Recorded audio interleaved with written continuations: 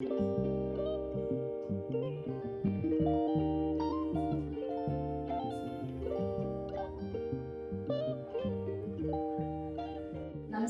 ನಾನು ಅನುಪಮಾ. ಕುಲಕರ್ಣಿ ಕಿಚನ್ಗೆ ಸ್ವಾಗತ. ಇವತ್ತು ನಾನು ನಿಮಗೊಂದು ಹೆಲ್ದಿದು ಟೀ ಟೈಮ್ ಸ್ನ್ಯಾಕ್ ರಾಗಿ ಚೂಡ ಹೆಂಗೆ ಮಾಡೋದು ಅಂತ ತೋರಿಸ್ಕೊಡ್ತೀನಿ. ಸಾಮಾನ್ಯ ಅಂತೂ ಅವಲಕ್ಕಿ, ಮಂಡಾಳ ಅಂದರೆ ಕಡಲೆಪುರಿದಂತೂ ನಾವು ಮಾಡ್ತಾನೆ ಇರ್ತೀವಿ. ಇದಕ್ಕೊಂದು ಸ್ಪೆಷಲ್ ಮಸಾಲಾನು ಅದ್ರ ಜೊತೆಗೆ ಹೆಂಗಂತ ತೋರಿಸ್ಕೊಡ್ತೀನಿ. ಬರ್ರಿ ನೋಡೋಣ ಇದು ಹೆಂಗೆ ಮಾಡೋದು ಅಂತ. ನಾನಿದು ಒಂದು 200 ಗ್ರಾಮ್ ಅಷ್ಟು ರಾಗಿದು ಅವಲಕ್ಕಿ ತೊಗೊಂಡಿನಿ. ಇದನ್ನೆಲ್ಲ ಒಂದ್ಸರಿ ಕ್ಲೀನ್ ಮಾಡ್ಕೊಂಡಿನಿ. ಇವಾಗ ಇದಕ್ಕೊಂದು ಮಸಾಲೆ ಹೆಂಗೆ ಮಾಡೋದಂತ ಫಸ್ಟು ನೋಡೋಣ ಬರ್ರಿ. 1/4 ಟೀ ಸ್ಪೂನಷ್ಟು ಉಪ್ಪು. ಇದು ರಾಗಿ ಸ್ವಲ್ಪ ಉಪ್ಪದ, ಅದಕ್ಕೆ ಉಪ್ಪು ನೋಡ್ಕೊಂಡು ಹಾಕೋರಿ. ನಾನೊಂದಕ್ಕೆ ಒಂದು ಸ್ವಲ್ಪ ಉಪ್ಪು ಕಡಿಮೆನೇ ಹಾಕ್ಕೊಂಡಿನಿ. ಅರಿಶಿನ ಪುಡಿ, ಇದು ಕಾಶ್ಮೀರಿ ಖಾರ ಪುಡಿ ಅದ, ಲಾಲ್ ಮಿರ್ಚು 1.5 ಟೇಬಲ್ ಸ್ಪೂನಷ್ಟು, ಸಕ್ಕರೆ, ಅರ್ಧ ಟೀ ಸ್ಪೂನಷ್ಟು ಜೀರಿಗೆ ಪುಡಿ, ಧನಿಯಾ ಪುಡಿ, ಆಮ್ಚೂರು ಪೌಡರು, ಗರಂ ಮಸಾಲ. ಈಗ ಇದ್ರದ್ದೊಂದು ಫೈನ್ ಪೌಡರ್ ಮಾಡ್ಕೊತೀನಿ. ಇದು ಪೌಡರ್ ಎಲ್ಲನೂ ಮಿಕ್ಸ್ ಆಗಿದೆ. ಬರ್ರಿ ಈಗ ನೆಕ್ಸ್ಟ್ ಹೆಂಗಂತ ನೋಡೋಣ. ಸ್ವಲ್ಪ ಎಣ್ಣೆ ಹಾಕ್ಕೊತೀನಿ. ಈಗ ಇದು ಎಣ್ಣೆ ಕಾದದ. ಇವಾಗ ಬಾದಾಮು ಮತ್ತು ಶೇಂಗಾನ ಸ್ವಲ್ಪ ಹುರ್ಕೊಂಡು ತಗೊತೀನಿ.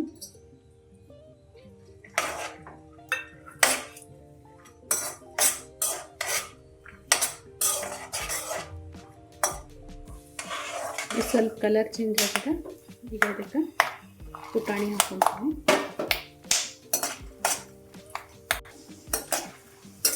ಇದು ಆಗಿದೆ.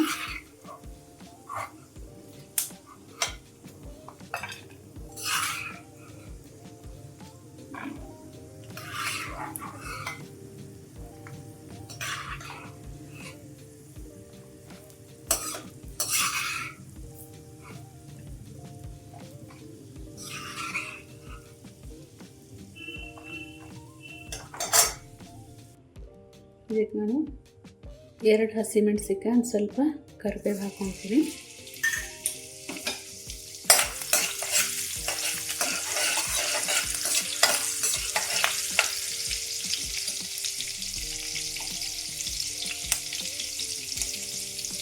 ಸ್ವಲ್ಪ ನೀರು ಹಾಕ್ಕೊತೀನಿ.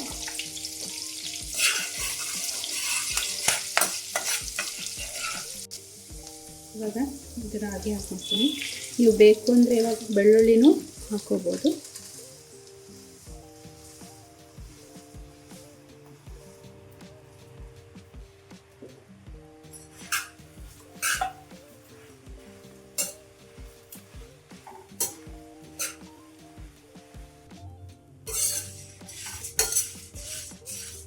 ಇದು ಆಗ್ಯದ. ಈಗ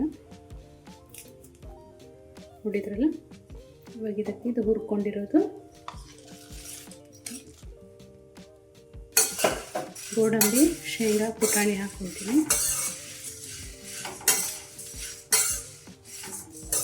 ಇವಾಗಿದು ಗ್ಯಾಸ್ ಆಫ್ ಮಾಡ್ಕೊಳ್ಳೋಣ.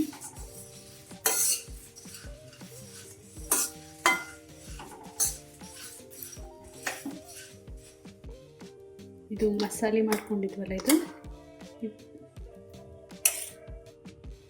ಇದನ್ನು ಒಟ್ಟಿಗೆ ಹಾಕೋದು ಬೇಡ, ಸ್ವಲ್ಪ ಸ್ವಲ್ಪ ಹಾಕ್ಕೊಂಡು ಕಲಿಸ್ಬೋದು.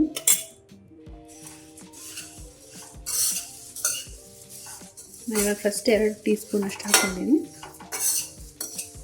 ಆಮೇಲೆ ಅದು ಮಸಾಲೆ ಉಳಿದ್ರೂ ಫ್ರಿಜ್ ಒಳಗೆ ಇಟ್ಕೊಂಡು ಮತ್ತೆ ನೆಕ್ಸ್ಟ್ ಟೈಮ್ ಮಾಡಬೇಕಂದ್ರೂ ಯೂಸ್ ಮಾಡ್ಕೋಬೋದು. ಈಗಿದು ಆಗಿದೆ.